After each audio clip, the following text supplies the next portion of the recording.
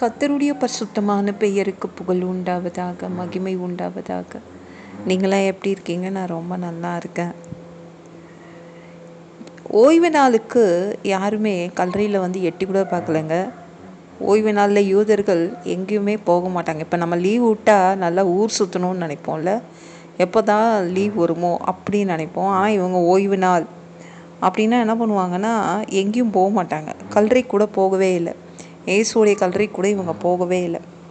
அடுத்த நாள், ஓய்வு நாளுக்கு அடுத்த நாள் தான் மகதலேனா மரியாள், யாக்கோபின் தாயாகிய யாக்கோபின் அம்மாவாகிய மரியாள், சலோமே என்பவள் அவருக்கு சுகந்த வர்க்கமிடும்படி அதெல்லாம் கடையில் போய் வாங்கிட்டு, சுகந்த வர்க்கங்களையெல்லாம் வாங்கிக்கிட்டு போகிறாங்க. கல்லறையில் போய் பார்க்க போகிறாங்க. நம்மளாம் ஒரு மாலை வாங்கி கல்லறை மேலே போட்டுட்டு வந்துடுவோம். அப்படி தானே? மெழுகுவர்த்தி வாங்கிட்டு போவோம், கேண்டில் வாங்கிட்டு போவோம் இல்லை. ஆனால் இவங்க என்ன இவங்க வந்து கல்லறையே திறந்து உடம்புல பூசிட்டு வருவாங்க.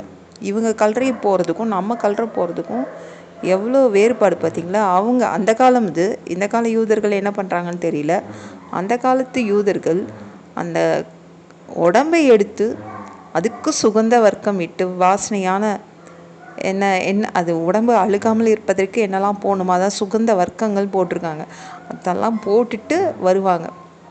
நான் இயேசுடைய உடம்ப அழியாமல் பார்த்துக்குறோம் அப்படின்னு அந்த பெண்கள் அந்த கல்லறைக்கிட்ட வராங்க.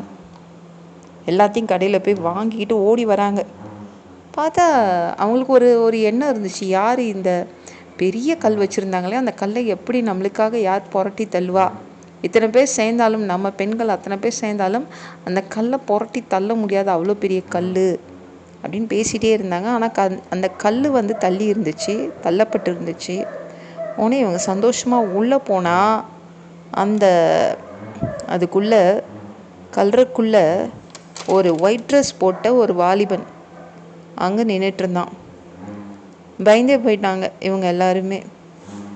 வெள்ளை கலர் நல்லா ஒரு ட்ரெஸ் போட்டுட்டு ஒரு வாலிபன் நின்றுட்டு இருந்தான். உடனே பயந்துட்டாங்க, அத்தனை பேர் பயந்துட்டாங்க.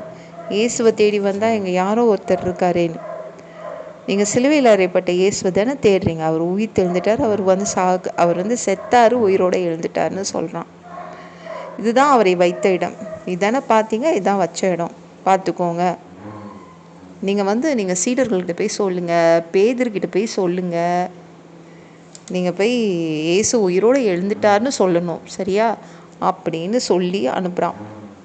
இவங்களுக்கு அவங்க போய் ஓடினாங்க, கல்லறை விட்டு ஓடிட்டாங்க. ஏன்னா உடம்புல நடுங்க ஆரம்பிச்சிச்சு. அப்படி நடுங்குது, அதுவே நடுங்குது. ஸ்டேஜ் ஃபியரில் வரும்போது நின்னாலே அப்படி நடுங்கும், நம்ம எதுவுமே செய்ய வேண்டாம் நடுங்கும்ல, அது மாதிரி தான் இவங்க உடம்பு நடுங்க ஆரம்பிச்சிருச்சு. திகில் நேரம் மாதிரி ஆயிடுச்சு. ஒரு பேய் படம் பார்த்தா எப்படி இருக்கும்? திகில் நேரம், பயமுத்துற மாதிரி. அடுத்தது என்ன நடக்கும், ஒரு பயம் இருக்கும்ல, அந்த பயம் வந்துடுச்சு. இவங்க நல்ல ஒரு தேவதூதனை தான் பார்க்குறாங்க, ஆனாலும் இவங்களுக்கு பயம் வந்துடுச்சு. இவங்க போய் சொன்னாங்களே, அங்கே போய் சொல்லுங்கன்னு சொன்னதை சொல்லவே இல்லை. இந்த பெண்கள் அமைதியாகவே இருந்துட்டு வீட்டுக்கு ஓடி போயிட்டாங்க, பயந்துட்டாங்க, என்ன நடக்குதுன்னு தெரியலையே. அதிகாலையில் எழுந்து நீங்கள் இயேசுவை தேடினீங்கன்னா பார்த்துக்கோங்க, இயேசுவை பார்க்க முடியும், தேவதூதர்களை பார்க்க முடியும், உங்கள் தேவைகள் சந்திக்கப்படும். அதனால தான் அதிகாலையிலே சூரியன் உதிக்கிறதுக்கு முன்னாடியே நீங்கள் எழுந்து ஜெபம் பண்ணிடணும். இந்த பெண்கள் அதிகாலையிலே வந்ததுனால என்னெல்லாம் பார்க்குறாங்க பாருங்கள். அதே மற்ற சீடர்கள் பார்க்க முடியல. அதான் அவங்க வந்து கல்லறையை விட்டு வெளில ஓடி போயிடுறாங்க, எதுவுமே சொல்லாமல் அமைதியாக இருந்துடுறாங்க பயத்தால். மகதலேனா மரியாள் அவகிட்ட தான் முதல்ல இயேசு தரிசனமானார். அந்த மகதலேனா மரியாள் ஏன் இயேசு கிட்ட வந்தானா, 7 பிசாசு பிடிச்சிருந்துச்சு.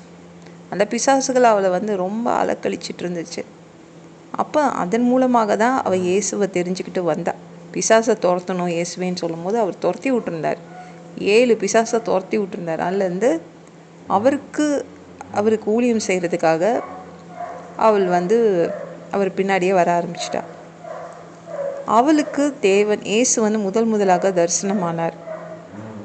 அப்போ வந்து ஓடி போய் அழுதுட்டு இருந்தாங்களே சீடர்கள், மற்றவங்க இயேசுவோட சேர்ந்தவர்கள் எல்லாம் அழுதுட்டு இருக்கும்போது சொல்கிறா, இயேசு உயிரோட தான் இருக்காரு, நம்புங்க, அழாதீங்க.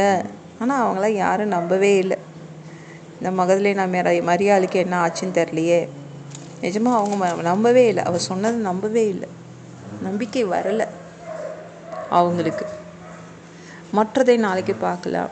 இந்த வீடியோ பிடிச்சிருந்துச்சுன்னா மற்றவங்களுக்கு ஷேர் பண்ண மறக்காதீங்க. கர்த்தர் தாமே உங்களை ஆசீர்வதிப்பாராக.